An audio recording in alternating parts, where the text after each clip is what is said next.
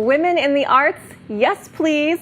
We're sitting with fellow Sarasotan, fellow Redhead, and fellow Triple Threat, Leah Verier-Dunn of Moving Ethos, who has an upcoming performance at the Ringling. Coming up right now on Culture Coast.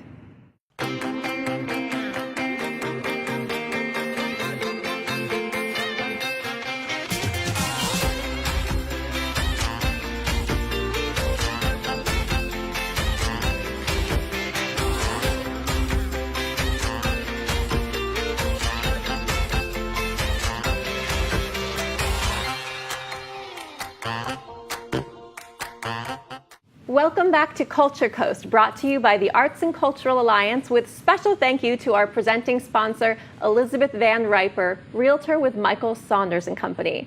And with that, I would like to welcome our guest, Leah Verier-Dunn. Hello, Leah. Hi. How are you doing? I'm well. Thanks for having me. You're very welcome. So I've known you for a very long time. I think the earliest recollection I think I have is at Florida Ballet Arts, which was a school we went to for ballet.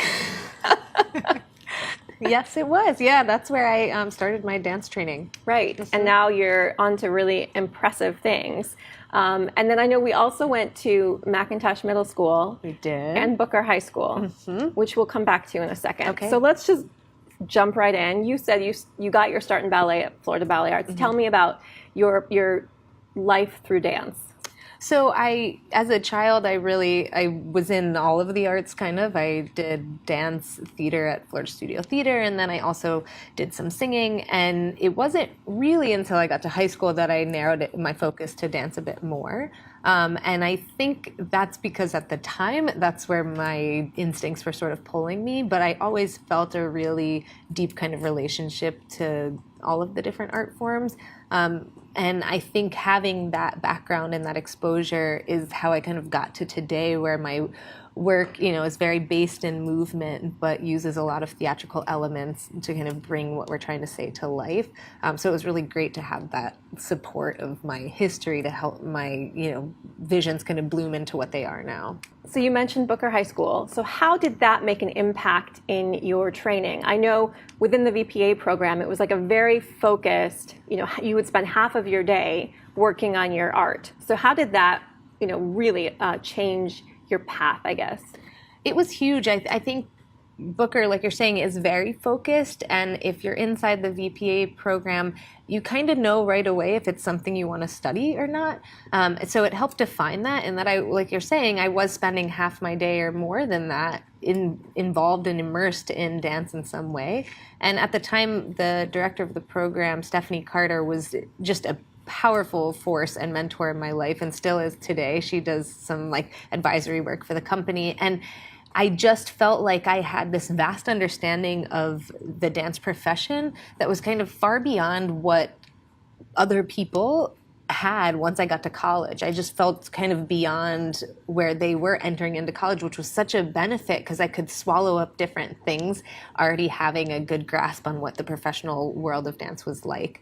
So it was really, I feel like it gave me such a good base place to learn about dance and where I wanted to go with it. Yeah, and then you went to college at New World School for the Arts. Is that in Miami? In Miami, yeah. So tell me about that.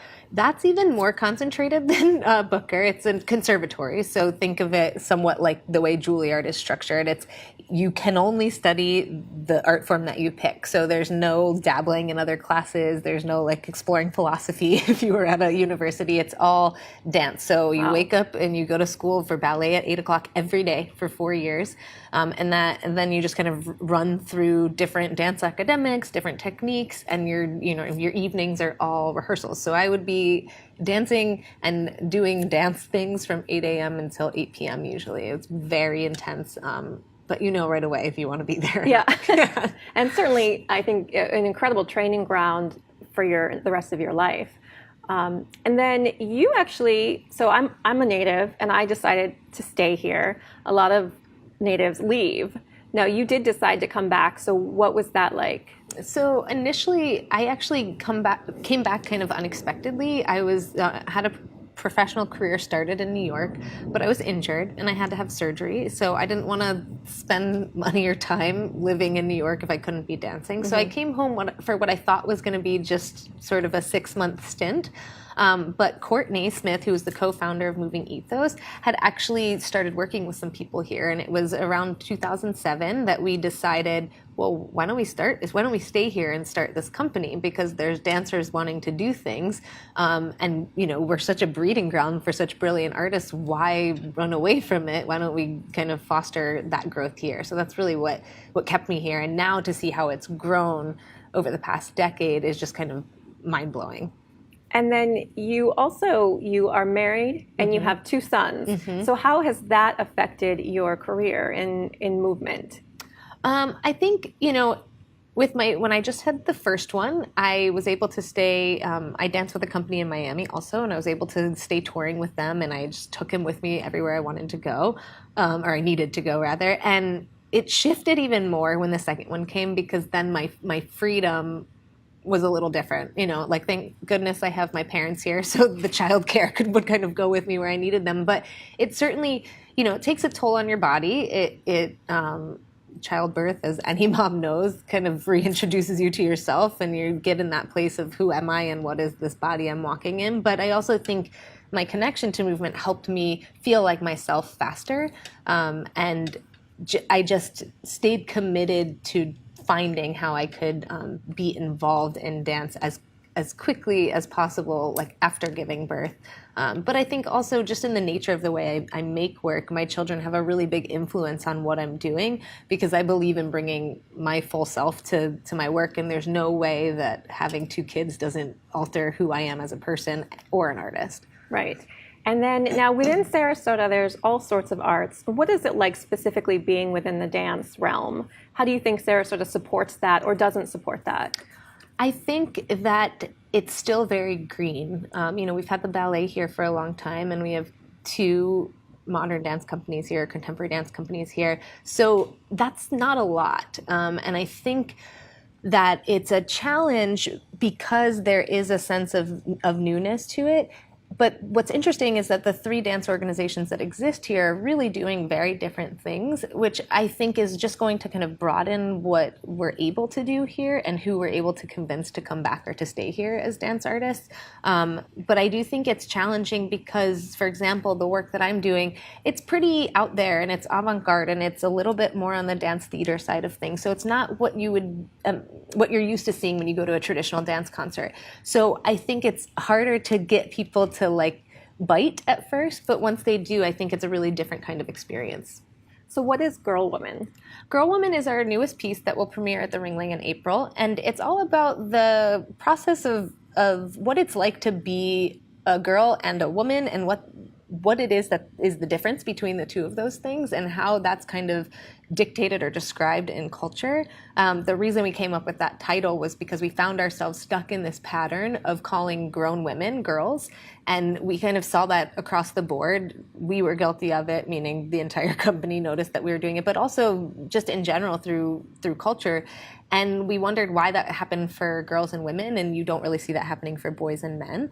And then also just the patterning of the behavior that surrounds women and the way we treat women that has sort of repeated itself decade after decade, and why no matter how much progress we make, these similar patterns still exist. And we just really had a curiosity in why that was such a stuck pattern that we were in, and how we can kind of take the reins of change into our own hands and start to make a shift towards a better way of doing things. And how do you tell that story through dance? So, like I said, we use a lot of elements of theater to also help bring something to life. So you won't just see movement when you come to our show. You'll see speaking, or you'll hear speaking rather. You'll see lots of costuming that's designed to help kind of support the overall image. The way we use lighting and props is something you might see that's more familiar in a theater show versus a dance show. But in general, I like to really encourage people to think critically, and I like audiences to feel like they have a sense of power and a sense of belonging by being in the audience. So I use tactics that help the dancers connect to themselves and go deeper into themselves, so that they in turn become a bit more universal in the way they're presenting something, and the audience has a chance to feel at home with us so that they can explore these same kind of concepts. So it's not so much about spoon feeding a certain idea or getting people to walk away thinking one thing. It's just about getting people to walk away thinking. Right. And the show will be for 2 nights, April 12th and 13th. Yes. And it's at the historic Oslo. Yes. At the Ringling. Yes. Which I have to say mad props to the Ringling, because it's not all the time that local artists are propped up. And it's really impressive to me that you're getting this opportunity. And it also speaks volume for your professional, amazingness.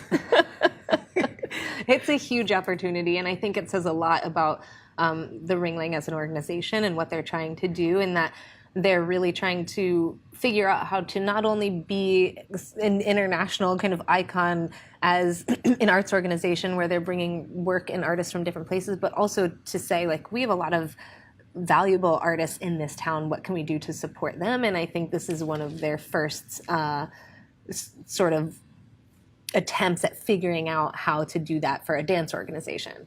Yeah, well, that is really wonderful. I'm a big fan of that. So let's switch gears for a second, and I'd love to just talk to you for a second about being a redhead. Okay. Like, isn't it cool? It's kind of the best. It's just kind of the best. We stand out a little. There's not many of us. We do, and both of my sons have red hair and bright blue eyes. Stop. So they're like these rare little unicorns walking around Sarasota. Oh. And yeah. Has your hair changed as you've gotten older? Definitely. So this is a really great story. Okay. So my kids have, my hair's a little darker than it used to be, and my kids have like bright red hair. My older one especially, he has like hair down to here and just these blue eyes that pop, and everyone stops us wherever we go. I mean, as you know, as a redhead, it's like a weird thing, but growing up, people touch your hair. Oh my gosh, everyone used to touch my hair. Yeah. I was very shy because of it. So this woman in a store once, I was walking with him, he was only like 1.5, and she kept like saying, oh, he's got such beautiful hair, and then we'd like cross her again in another aisle, and then she said, his hair is really much better than yours. I said, oh,